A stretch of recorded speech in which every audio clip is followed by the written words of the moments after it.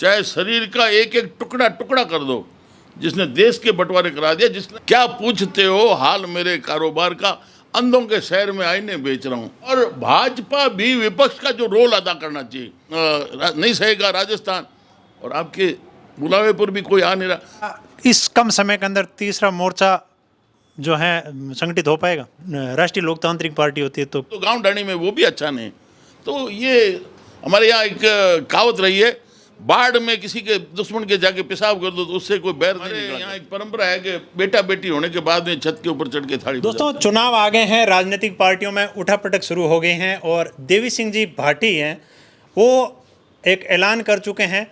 तो भाटी साहब से आज जानने का प्रयास करते हैं कि आखिर ये घड़ी क्यों आन खड़ी हुई कि आज भाटी साहब एक नया ऐलान करने के ऊपर आए। भाटी साहब, आपका बहुत बहुत स्वागत है। ऐसा क्या वजह हुई कि आपको अब तीसरे मोर्चे का ऐलान करना पड़ा?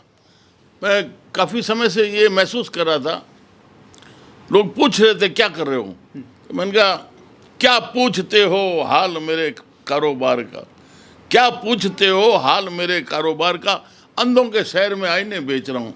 अंधों के शहर में कभी आईने बिकेंगे? तो स्थिति ये बन गई है कि आज के दिन वर्तमान में जो कांग्रेस के हैं वो तो सामने आ रहे हैं किस प्रकार से ये नकलें हुई है। चाहे उसमें जो अभ्यर्थी थे वो बेचारे पिट गए, धोखा खा गए, और परिवारों के लोग सेलेक्ट हो गए। तो वो सारी स्थिति से लोग निराश हैं कि जिस प्रकार से भ्रष्टाचार अभी जो 4 साल में हुआ ऐसा कभी नहीं हुआ। पूरी खुली छूट दे दी अफसरशाही को, नेताओं को, जो भी है सब कुछ है। और भाजपा भी विपक्ष का जो रोल अदा करना चाहिए। अगर जो भ्रष्टाचार की बात आप करो कि इतने वर्षों से खुले आम जो आम आदमी पिट रहा है उसकी मदद में नहीं आ रहे, आवाज़ नहीं उठा रहे हो, वो मुद्दे आपने उठाए नहीं। और संकट आया, चाहे बाढ़ का आया, चाहे और कोई, उसमें कहीं विपक्ष दिखता नहीं। और अब आपने एक नारा दे दे के आक्रोश रैली कभी करते हैं कि नहीं सहेगा राजस्थान, और आपके बुलावे पर भी कोई आ नहीं रहा। कहीं भी आप ये अपना जो विपक्ष का रोल है वो नहीं दिखा पा रहे। भट्ट साहब, जिस हिसाब से प्रदेश की जो परिस्थिति है लगातार जो इसी स्थिति में था, लेकिन चुनाव नज़दीक आते ही ये आक्रोश रैली, क्या जनता इतनी भोली कि वो समझेगी नहीं इस विषय को? नहीं, ये ठीक है, होता है कि भाई जब शादी आ जाती है तो ढोल नगारे बजने शुरू हो जाते हैं। लेकिन ये जो आपका जो पीछे का जो लोग है, कंप्यूटर में हर घटना को फीड करते रहते हैं, मौके आता जब भी बोलते हैं। तो उन्होंने 4 साल में देखा है कि इन्होंने कुछ भी नहीं किया। अब आप ये कोई इस प्रकार के आह्वान कर करके आप चाहते हो कि लोग आपको गले लगा लें, बहुत मुश्किल है। क्योंकि हमने देखा है प्रधानमंत्री की सभा भी उतने लोग नहीं पहुँच रहे जो आकर्षण राष्ट्रीय स्तर पर हमारे नरेंद्र जी मोदी का है। लेकिन यहाँ राजस्थान में ऐसा कोई चेहरा नहीं दिख रहा। तो उसके कारण से अब भाजपा के लिए भी बड़ी मुश्किल हो रही है। और इसीलिए हमने तय किया है कि एक तीसरा मोर्चा हम खड़ा करें जिसमें युवाओं को आगे लाएं, जो सवाल पूछना शुरू करें। और जब वो अपने अधिकार के लिए और वो सारा आगे आएगा तो निश्चित तौर पर नई दिशा बनेगी। और इसके लिए मैं 1 अगस्त को जोधपुर में पहुंचा हूं। आज मैंने यहाँ भी लोगों से चर्चा की है, और अब मैं कल जालोर निकलूँगा, पूरे संभाग में घूमूंगा, फिर उसके बाद में अन्य संभागों में भी जाके लोगों से चर्चा करेंगे, फिर हम कोई निर्णय करेंगे, तब कोई दिशा के लिए। क्या इस कम समय के अंदर तीसरा मोर्चा जो है संगठित हो पाएगा? हमने किया है। जिस समय हमें महसूस हुआ कि आरक्षण के मुद्दे पर लोगों की जरूरत है, जब हमने सामाजिक न्याय मंच के बैनर के तहत आरक्षित को संरक्षण, उपेक्षित को आरक्षण का सिलसिला शुरू किया, लोगों ने कहा कौन आएगा, आए भी नहीं शुरू में, लोगों ने विषय नहीं समझा। जब हमने विषय समझाया तो लोग हजारों की संख्या में, लाखों में अपने खर्चे से आने लगे सभाओं में।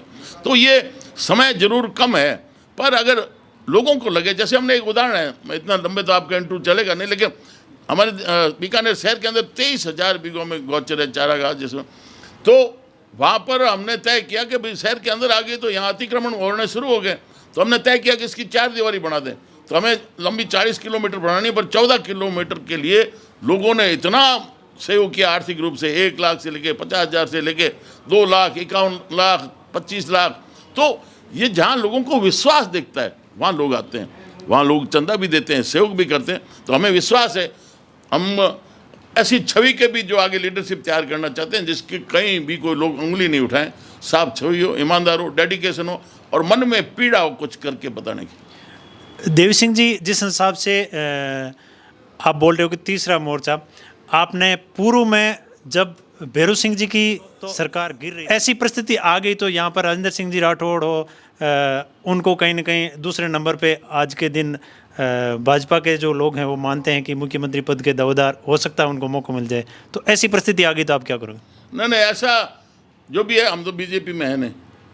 हमने पहले कह दिया कि वसुंधरा जी को नेतृत्व देते हैं तब तो हम भाजपा में आएंगे, और वरना कांग्रेस के तो हम विरोध में रहने ही हैं। चाहे शरीर का एक एक टुकड़ा टुकड़ा कर दो, जिसने देश के बंटवारे करा दिया, जिसने इस भारत के कई हजारों साल में टुकड़े नहीं हुए, तो इन्होंने करवा दिए, तो उसमें तो जा नहीं सकता।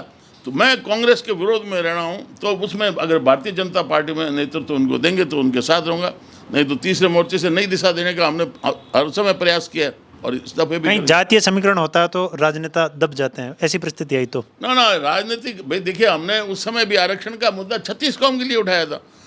हमारा तो खून में सब 36 कौम को साथ लेकर गांव में बसाओ, इनके लिए मरो, आपको चाहे साके करने पड़े, आप जुझार हो जाओ, चाहे आपके इस प्रकार से जो भी रणभूमि में किया, तो वो तो हमारे खून में है, तो ये हम करते रहेंगे, कोई दिक्कत नहीं है। अगर तीसरा मोर्चा बनता है आपके साथ आने वाली पार्टियों में, राष्ट्रीय लोकतांत्रिक पार्टी होती है तो? नहीं, वो सब बात की बातें, अभी हम तो लोगों से चर्चा करके राय लेंगे, उनकी जो भी सलाह होगी वो तो बहुत बाद की स्टेज है कि अन्य दलों से चर्चा करें, जरूरत ही नहीं हो, लोग इतना विश्वास कर लेंगे पूरा प्रदेश हमारे साथ खड़ा हो जाए, तो हमें जरूरत भी नहीं रहे। ये तो कमजोरी में फिर तालमेल घालमेल जोड़ तोड़ ये ग्रुप बनाया जाता है। अगर ऐसी परिस्थिति आएगी तो तालमेल घालचोड़ मतलब? ना ना, वो आगे की बात है, अभी नहीं। कोई भी रणनीति है वो पहले नहीं कही जाती, वो तो हम करके ही बताते हैं, तभी डिक्लेयर करेंगे। मतलब वसुंधरा जी को मुख्यमंत्री पद का दावेदार या उनको पार्टी का नेतृत्व नहीं सौंपा तो तीसरा मोर्चा प्रथम प्रायोरिटी? बिल्कुल उसी का निर्णय करके हम निकले हैं, और इसीलिए सबसे चर्चा हो रही है, और अन्य जिलों में भी जाएंगे, और शीघ्र ही आपके सामने परिणाम आएगा। अन्य संभागों इसका एक खास रीजन वसुंधरा जी को ही नेतृत्व क्यों? बिकॉज ऑफ मैसेज में वही है। अभी आपने बाकी तो उनकी सभाएं देखी है, सालासर में जन्मदिन के लिए मैं वहाँ पर हाजिर था, 70-75 हज़ार लोग आए हैं। मैसेज की लीडर है, प्रशासनिक अनुभव है, निर्णय लेने की क्षमता है, तो वो नेतृत्व दे सकती है। बाकी के पास मुझे कुछ ऐसा लगता नहीं, इसलिए हम चाहते हैं कि वसुंधरा जी जो मैसेज की लीडर हैं, इनको नेतृत्व दिया जाए, तभी भाजपा को मजबूती के साथ, क्योंकि वसुंधरा जी से पहले कभी भी भाजपा को क्लियर मेजोरिटी नहीं मिली, जोड़ तोड़ से सरकारें बनी। वसुंधरा जी के आते ही 162 सीटें आई, दोबारा भी मेजोरिटी लेके आई हैं, बाकी और मुझे क्षमता दिखती नहीं। कहा जाता है कि भाजपा का राजस्थान के अंदर पैर जमाने के अंदर वसुंधरा जी के माताजी का स्वर्णिम योगदान है। बिल्कुल बिल्कुल, वो तो संस्थापक सदस्य रही हैं, तो इसलिए हम भी चाहते हैं कि जो पार्टी के प्रति पूरा परिवार समर्पित है, जो भी वसुंधरा जी आज इस भाजपा में है और क्षमता रखती हैं, इसलिए उनको नेतृत्व देना चाहिए। बाबू सिंह जी का राजनाथ सिंह जी के राजस्थान के दौरे के अंदर माइक छीनना, उस घटना के बारे में आपका क्या कहना है? छोटे बच्चों की बातें हैं, अगर ऐसी छोटी छोटी बातें करते आप देश का नेतृत्व संभालो और इस प्रकार की बातें करो, वो भी आपके senior most leader Rajnath Singh ji जहाँ पर हों, ये आप करते हैं तो ये शोभा नहीं देता। कहीं कहा जाता है कि बाबू सिंह जी वसुंधरा जी के खेमे के मतलब लीडर हैं, तो उसकी वजह ये भी? वजह हो तो लड़ाई करने की जगह या दिखाने की बात ये है क्या? आपके मेहमान हैं, आपके जो भी सर्व हैं पार्टी के, उनके सामने करो, और फिर सार्वजनिक रूप से आप कहीं भी कर दो, गांव डाणी में, वो भी अच्छा नहीं। तो ये हमारे यहाँ एक कहावत रही है, बाढ़ में किसी के दुश्मन के जाके पेशाब कर दो तो उससे कोई बैर नहीं निकला करते, तो ये बातें अच्छी नहीं। अब आप लोगों का अगला विजन जो है, जोधपुर के बाद में आप जिस हिसाब से जालौर बोल रहे हो, तो अब लक्ष्य जो है, प्लान क्या रहेगा? नहीं, वो हमारे यहाँ एक परंपरा है कि बेटा बेटी होने के बाद में छत के ऊपर चढ़ के थाली बजाते हैं, वो आप इंतजार कीजिए। आप इंतजार कीजिए, बेटा बेटी होने के बाद ही थाली बजाते हैं, यानी कि ये बिगुल तो बज चुका है, लेकिन अब ये बिगुल किस तरफ करवट लेता है वो देखने वाली बात है। देवी सिंह जी भाटी कहा जाता है, जब खूंटा रोप देते हैं तो या तो अगलों को झुकना पड़ता है या फिर उनसे भिड़ना पड़ता है, ये इनका हमेशा स्वभाव रहा है। और देवी सिंह जी भाटी ने आज जोधपुर के अंदर 1 अगस्त को खूंटा रोप दिया है कि तीसरा मोर्चा, अगर वसुंधरा जी को शीर्ष नेतृत्व राजस्थान के जो चुनाव के अंदर नहीं दिया गया तो तीसरा मोर्चे का ऐलान होगा। अब देखने वाली बात है, तीसरा मोर्चा राजनीतिक पार्टियों के संगठन से बनता है या एक नया संगठन खड़ा हो जाता है, जो कांग्रेस और भाजपा को चुनौती देगा। मैं आपका फौजी भाई लगातार इस प्रकार के वीडियो लाते रहूँगा, फिर किसी वीडियो के साथ हाजिर होऊंगा। तब तक के लिए जय हिंद, जय भारत।